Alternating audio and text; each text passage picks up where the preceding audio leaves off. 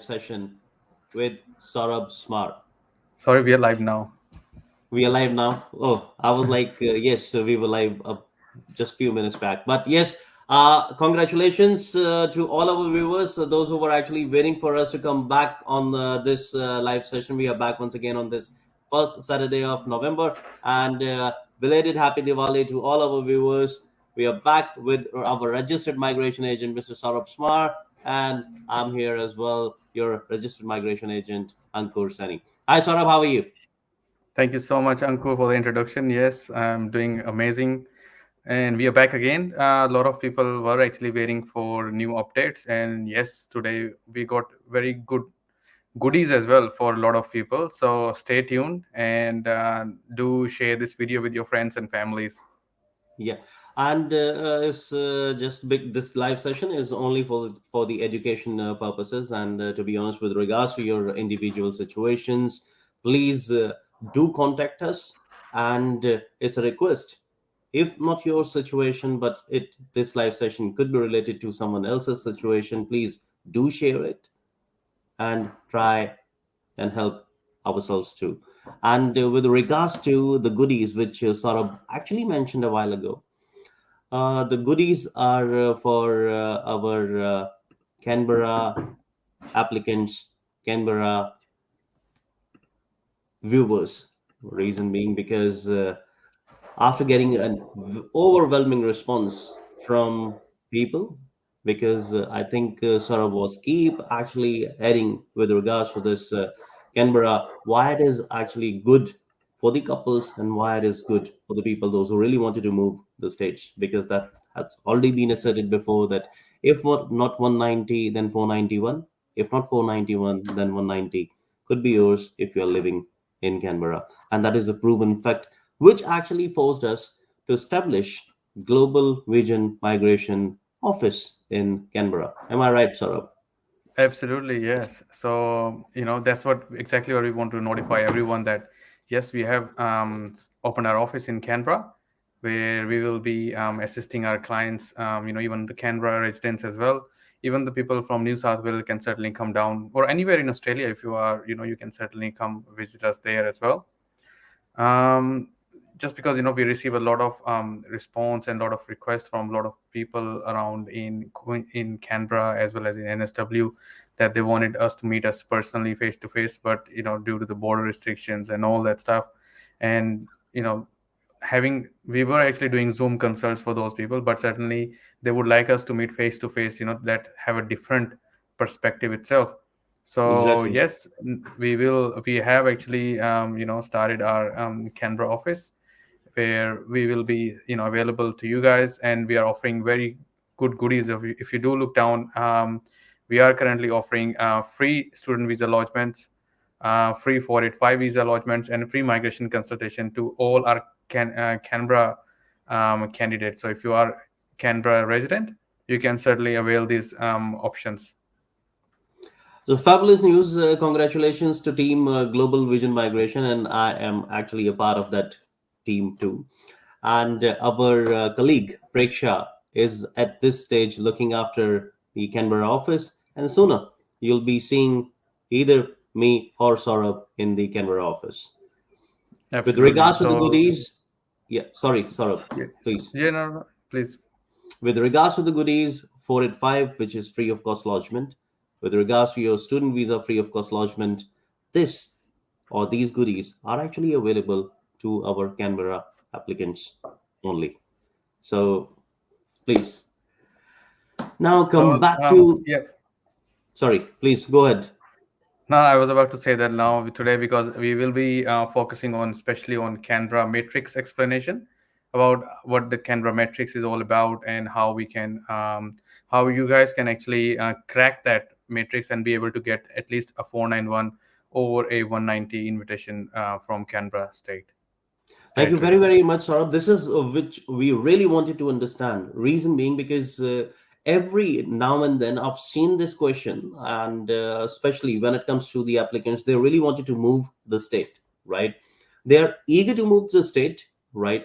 After going through with the requirements from the states, they are thinking, okay, A is going to NSW, B is going to ACT, C is going to South Australia, D is going any XYZ state. Which state should I actually move on? Right. Another reason for us to establish the team Global Vision Migration Office to Canberra is not there, like we are not, this is the first wing which we've already spread. And in coming future, not just Canberra, like the other states as well, you'll be seeing us or our colleagues working in the different states. So the reason we've started from Canberra is because that yes, this is one of the state which is very, very favorable with regards to the migration. Now we are going to talk about the metrics explanation. And Saurabh, please do put a sort of light on the metrics explanation for our viewers. Yeah, absolutely. So, as Ankur did say that, we will be discussing about Canberra state nomination. But what I would say is before we get into that, would you like to, Ankur, talk about, the recent ROI round that happened? As we recently received the invitation for a motor mechanic from New South Wales, plus a developer programmer, from that region as well. Because what I've seen is in the last couple of yesterday as well, there has been a 4-on-1 invitation round, Exactly, yeah. and they are actually sending out invitations. So if you want, you can touch base on that, about how we were able to obtain that motor mechanic invitation, and that were only took like a couple of weeks or so to get the invitation. Plus, Exactly. then we can It was like also. that was very, very quick. Well, to be honest, when I was lodging the ROI with regards to this particular occupation, motor mechanic, I was like, okay, I'm doing it, but I was a bit skeptical at that point of time whether we'll be receiving this invite or not. But I think in just one and a half week, we received the Stream 3 NSW invite, and that guy was having for approximately, if I'm not wrong, 90 points.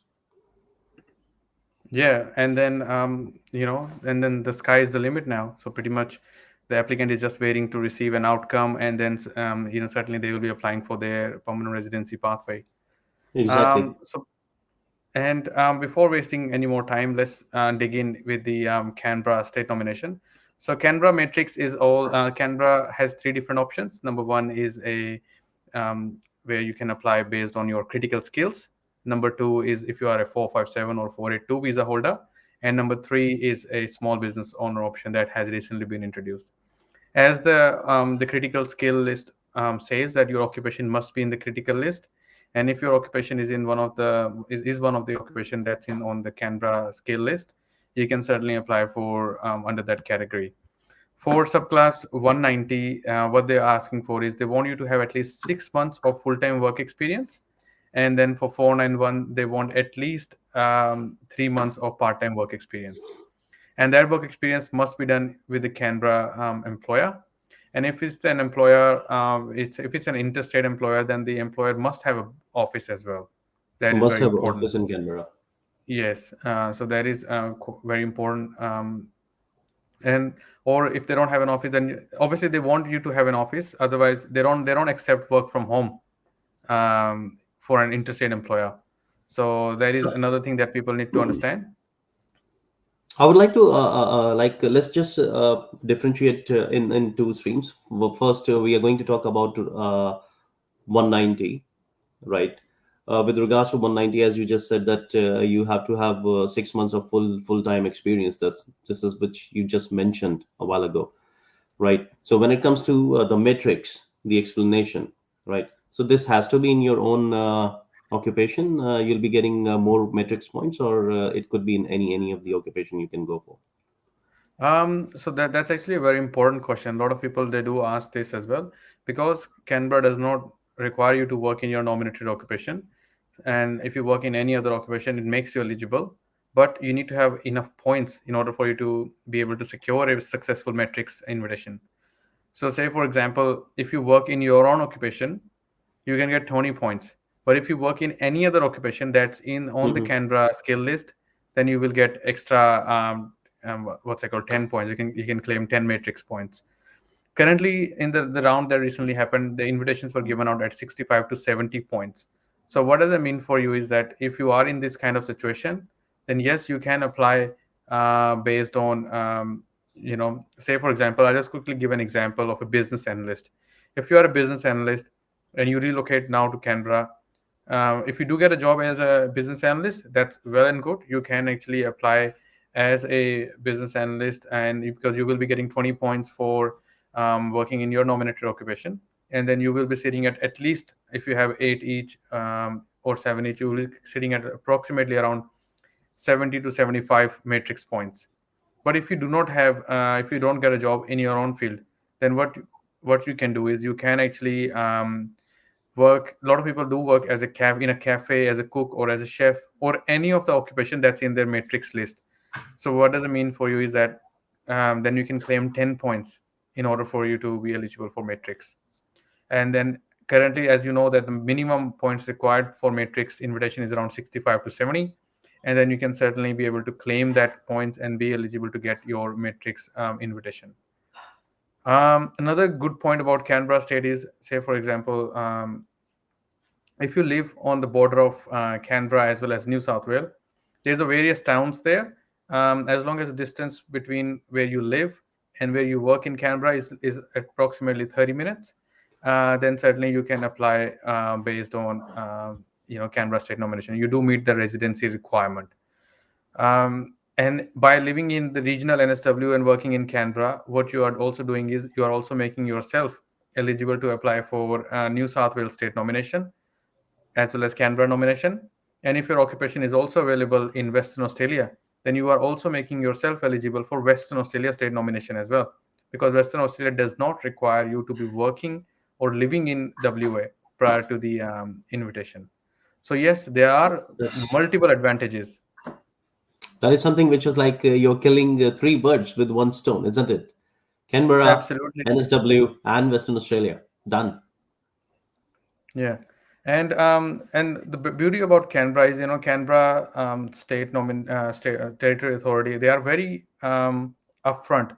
So in the recent update that they have provided on based on up to 1st of November, so the total places that allocated to them for 491 is around 1400, and for 190 is around 600 places.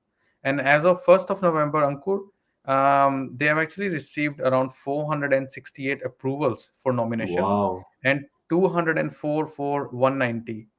That means that in the last 6 months, they have used only one third of their nominating places, and they still have another 6 months to go until 30th of June, and then they have around 932 places available for 491 and 396 for 190. So they have a lot of nomination places available as compared to other states or territories. So that's the most important reason, why Canberra is the best state territory right at this point of time. Thank you very, very much, Saurabh. And at this stage, I would like to let our viewers know that we are not advocating any of the state. This is just a sort of we've received the whole data. On the basis of that data, we are actually giving you this information. And the reason of this live session is actually to support the Canberra applicants, those who are actually living there. Reason being because they really need someone to be there to answer all their related inquiries. That was the sole reason which actually forced us to establish ourselves there in Canberra. And on back on the track with regards to 932 places which is still left in Canberra, right? Saurabh, please. In regards to those, the number of places that's available, if you look at the recent invitation round as well, that happened, many occupations actually receive invitation at 65 points and 70 points. So what I would recommend a lot of people is, say for example, if your employer has an office in Canberra as well, say for example, if you're an enrolled nurse currently working in an aged care in Victoria, South Australia, or New South Wales itself, and you haven't received any invitation in the last 1 year or 6 months, then what I would request you to do is you should look into having an opportunity where you can actually get yourself relocated to Canberra branch, where you can actually be able to work and then be able to claim extra points. Because if you're working in your nominated occupation, you will be able to claim 20 points. So that is actually a very good amount of points, as compared to any other state. And recently, even say for example, if you are working in a cafe or a restaurant, or if you're a manager or working as a supervisor, you have 1 year of work experience, get yourself experience assessed as a cafe restaurant manager, because this is also open in the Canberra state nomination right now. Exactly. And in the recent round on 1st of November, even electrical engineer, electronics engineers, early childhood teachers, business analysts, they all received invitation at 65 points. Even cook and chefs received at 65 and 70 points. So this is actually a very good opportunity for a lot of people.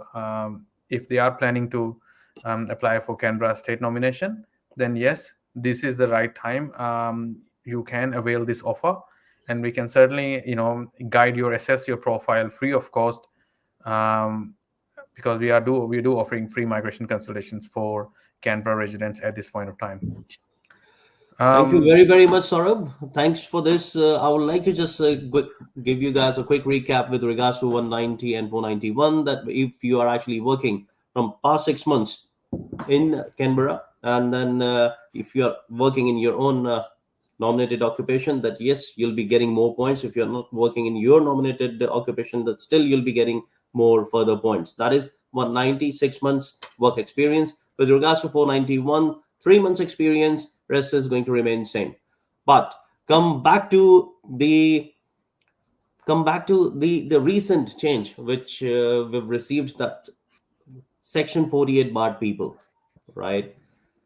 Three furthermore visas been included: 190, 491, and 494. What's your take on this legislative change, Saurabh? I think I wish if this change was introduced sooner than it was should have done last year itself, when there's a lot of people who actually received invitations, have the nominations approved for 494, 491, and 190. They were able to should have been they could have able to apply for this kind of visa without actually having to leave the country. A lot of people actually could not able to apply for the visas because their nomination lapsed, their invitation lapsed, and then they were actually stuck. And then the states like New South Wales, they clearly said that we're not going to renominate you because you didn't apply for the visa before. So that is very Exactly. important. And what I've also seen is a lot of people don't actually know what Section 48 bar is. So I think we should just quickly, touch base on that as well, like what exactly Section 48 bar is. Otherwise, Exactly. people. Yeah, I've seen like when I've started working in the industry, people used to come and they said like in a normal layman's language that we cannot apply any further more visa. I was like, Mhm. why? What is the reason? That it, department put a sort of bar on us. Mhm. What is that bar, and how it actually impact your future situation, sort of? Yeah. So a lot of people, when we did publish these details that Section 48 bar update, a lot of people were asking me if they can apply for this visa. So the Section 48 bar is not a visa application. It's a bar, means you have been barred. There's a limitation. It's stopping you from applying a visa. So how it works is, say for example, if you are a visa applicant in Australia, and upon last entering in Australia, and then you applied for another visa, and then that visa gets refused, and you are on a non-substantive visa. So you are not on a substantive visa, you are on a bridging visa, awaiting for that new visa to be approved. But unfortunately that visa gets refused. So and then you would actually have to appeal it in the tribunal at the AAT stage. That means that while you are on a bridging visa A that you are currently holding, and you had your visa refused, and that means that you are Section 48 bar. So you can only apply only certain kind of visas in Australia, such as protection visas, partner visas. And now in those list of visas, department has updated their legislative instrument, where they have added subclass 491, 190, as well as 494. So it's actually a very major change. It's not a very simple change that they have done, and it's going to affect a lot of people. And it would help a lot of people as well. So I'll tell you how it's going to affect a lot of people. So say if you are one of those people, if you applied for your 457, you applied for your RSMS, you applied for 186 few years ago, and now currently, or you applied for any other visa, and you have current already been working with that employer. So what does it mean for you is that you can certainly your file have was refused previously and it's currently either at AAT stage, or you are currently waiting at the federal court level. So what you guys can do is, you can, if your employer is still willing to sponsor you, you can either apply for subclass 494. Subclass 494 is a regional employer sponsored visa. Your occupation can be in MLTSSL list, can be in STSOL list, can be in regional occupation list, as long as your employer is in regional area. And 494 is one of the occupation, one of the visa application visa subclass that has been added to the Section 48 bar visa application group. So that means that you don't actually have to leave Australia, because if you do leave Australia, you would have to get a travel exemption to come back. But um, right now, based on the new regulations, you do not need to leave Australia at all. So it's a very important update. It's a very good change that actually has been brought by the Department of Home Affairs. Thank you very, very much, Saurabh. I would say that in this situation, if we can give the example of our own client who received the nomination for 494 cafe and restaurant manager and was literally struggling Hmm. with her visa, because the reason being because the nomination which was approved was valid only for 12 months. But Absolutely. now I think she is one of the happiest lady on this earth. The day we've actually called her and gave her the news that there's been some sort of legislative changes and you are actually falling in those changes, you can apply 494. She was so happy. Saurabh, would you Absolutely. please give us a little bit brief of the history and then Exactly. the current future? So we'll just talk about, say that person is person A, and that person actually had they applied for 457 before as a restaurant manager, and that was refused a couple of years ago. And then what happened was, then they actually went to AAT, and now their case is sitting at federal court. So they're currently sitting on a bridging visa C, because when they applied, and as a lot of people do aware of the fact that if you are on a bridging visa C and you work as well, you cannot claim that work for your skilled migration. You cannot claim that work experience, because the experience was actually obtained while you are on a bridging visa C. So that when the client came to us, she actually came to us to apply for general skill migration 491 visa.